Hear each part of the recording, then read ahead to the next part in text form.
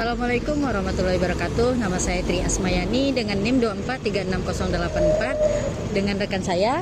Nama saya Ahmad Sabar dengan NIM 2436070. Di sini kami akan mewawancarai owner dari barbershop.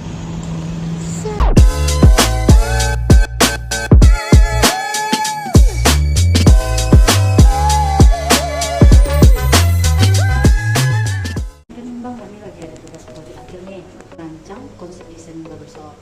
Ini sudah pakai sistem manual atau sistem digital? Saya ada sama dulu owner dari Barber Company, alamatnya di Kota Tengah.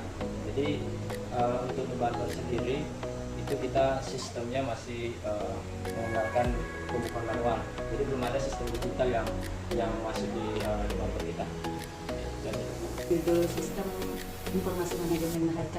Jadi di sini kami tujuan wawancara yang tadi untuk menanya tentang sistem ini. Jadi kalau menurut saya kayaknya ini juga cocok untuk kawan-kawan wawancara ke sini ya. Karena kebetulan kita juga sangat butuh sistem untuk sekarang ini kan di usaha kita. Jadi seperti yang saya sampaikan pertama tadi bahwasanya di barber ini kendalanya itu masih manual semua. Jadi pencatatan digitalnya itu belum ada, jadi untuk arsipnya itu belum ada semua. Ini ada beberapa pertanyaan, Bang. Bagaimana cara Abang jika ada pelanggan baru? Bagaimana Abang membuat pelanggan ini merasa nyaman pangkas di barbershop Abang? Terkait dengan pertanyaan pelanggan, ini pelanggan baru ya. Ya. Jadi kalau untuk pelanggan baru ini tentunya kita bangun komunikasi dulu kan. Karena dari komunikasi itu biasanya ada chemistry yang tercipta di situ. Kita nggak hanya mengandalkan potongannya harus bagus dulu, nggak. Yang penting komunikasinya harus bagus dulu. Kita harus kenal dulu gitu. Ini orangnya bagaimana karakternya gitu. Jadi lebih ke pendalaman karakter sih. Nanti yang kedua baru kita mulai dengan ya memberikan dia potongan yang bagus dan pelayanan yang bagus. Nah, selanjutnya Bang, pernah nggak ada pelanggan minta model potongan kayak rambut tren gitu Bang, tetapi dia lupa membawa foto model rambut apa yang dia inginkan. Nah, bagaimana solusinya Abang menyamain persepsinya biar nggak terjadi kesalahan potongan Bang? Kalau ditanya pernah, tentu pernah, bahkan setiap hari gitu kan. Lagi karena kita ini setiap harinya pasti ada pelanggan-pelanggan yang baru gitu. Bahkan pelanggan lama pun dia tetap punya model potongan sendiri atau hairstyle dia sendiri gitu. Jadi cara kita mengantisipasi hal yang seperti itu, misalnya dia pengen potongan yang seperti ini, tapi nggak ada referensinya karena kita juga masih manual kan, kita belum ada sistemnya. Jadi mungkin kita harus lebih dalam lagi mempertanyakan ya, misalnya potongan sampingnya bagaimana gitu. Kita mulai dari potongan samping dulu. Sampingnya tentu kan kalau di dunia industri barber itu ada tahap-tahap potongannya, ada bentuk potongannya juga kan. Selanjutnya Bang, kan setiap barbershop itu mempunyai pelanggan setianya Bang. Jadi sistem apa yang Abang gunakan sekarang untuk mengingat model gaya rambut apa yang mereka inginkan Bang?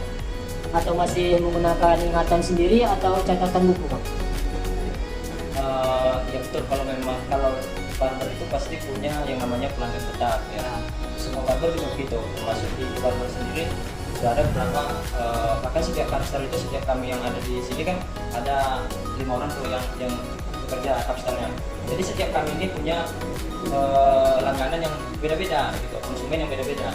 Konsumen saya beda dengan yang kawan yang di depan gitu. Jadi cara untuk mengingat model potongannya, kita punya poster. Tapi tidak selamanya poster itu dipakai oleh konsumen tadi gitu. Karena kan zaman itu berkembang kan. Jadi seiring berkembangnya zaman pasti juga konsumen tadi akan merubah potongan rambutnya gitu. Jadi mungkin yang kemarin dia potongnya misalnya modelnya mid fade atau low fade kan, bisa saja besok berubah lagi side part gitu. Jadi seperti yang saya sampaikan di pertanyaan kedua tadi, kita tetap mengandalkan komunikasi ya. Komunikasinya, spesifikasi potongannya bagaimana gitu. Oke, atau hari biasa kan, biasanya kan main rame tuh Bang. Pernah nggak kapster ini kewalahan sama pelanggan kalau pelanggannya minta model rambut persis seperti sebelumnya gitu? Karena masih pencatatannya masih manual gitu kan. Pas weekend ini kan hari libur gitu ya. Iya. Jadi kalau hari libur ini memang biasanya ada kenaikan antrian yang dari hari-hari biasa gitu, dari hari orang bekerja kan. Jadi ketika pas lagi antrian panjang itu, karena durasi setiap kapster di sini biasanya kalau saya sendiri dari 15 sampai 30 menit satu konsumennya gitu. Bahkan ada yang lebih, tapi kan rata-ratanya begitu. Jadi kalau model potongan yang kemarin misalnya dia mau pakai lagi untuk dipotong hari ini, jadi kita tetap mengikuti gitu bagaimana potongan yang kemarin. Jadi kalau ada seandainya apa namanya dia minta potongan rambut sebanyak, jadi tetap kita ikuti juga meskipun antrian panjang, karena kita tadi sudah menyiapkan 5 orang capster. Jadi itu antisipasi dari kita gitu. Jadi kalau antrian banyak kan banyak kawan juga yang sudah standby gitu. Dan pelanggan yang komplain karena potong rambutnya tidak sesuai sama seperti sebelumnya. Biasanya pihak barbershop ini ngasih solusinya kayak gini. Ya, ini tentang komplain dari konsumen ya. Iya. Jadi ini tidak hanya sekali, 2 kali kita alami juga kan. Jadi setiap konsumen itu nanti kembalinya pasti ke ownernya gitu. Kalau ada masalah apa itu pasti nanti dia mengadunya itu ke ownernya. Jadi kita udah banyak menampung hal-hal yang seperti itu. Jadi cara kita biasanya supaya kepercayaan dari konsumen itu tetap terbangun. Yang pertama kita minta maaf dulu gitu. Kita minta maaf. Terus kita pertanyakan lagi. Karena kadang kan barber ini saya sampaikan tadi tidak hanya masalah potongan aja, tapi kembali lagi kepada konsumen antara capster dan konsumen tadi gitu. Jadi saya juga tidak selalu menyalahkan capster saya gitu kan, kawan-kawan yang bekerja. Jadi kembali ke pertanyaan tadi, ini sebenarnya abang model potongannya bagaimana tadi? Tapi kalau memang itu murni dari capster kita yang salah, kita akan adakan garansi, biasanya garansi potongan kembali. Silakan bang datang lagi, kita servis ulang dengan model potongan yang abang minta gitu. Kalau misalnya kan potongan rambutnya itu kan agak pendek kan, gitu kan, nggak bisa dibenerin lagi. Kira-kira abang ada kompensasi lain nggak, atau kayak gratisin atau dapat potongan rambut baru? Kalau namanya rambut kalau udah dipotong kan susah ya, susah mau disambung kan, kecuali nanti dia menunggu lagi. Ya kompensasi dari kita itu biasanya kalau memang seandainya orangnya juga atau konsumennya itu nggak berterima betul, karena kan karakter konsumen tadi beda-beda, ada yang keras kan, ya kita siap untuk menggratiskan atau begini, atau ketika dia datang lagi di minggu selanjutnya atau di bulan selanjutnya itu baru kita gratiskan gitu. Jadi nggak harus hari ini gratisnya, besok ketika potong selanjutnya gratis gitu. Kalau misalnya ada pelanggan yang datang, bang, pelanggan ini pengen capster yang langganannya dia, sementara capster yang di sebelahnya lagi kosong nih bang, bagaimana cara abang menanggapi masalah ini bang?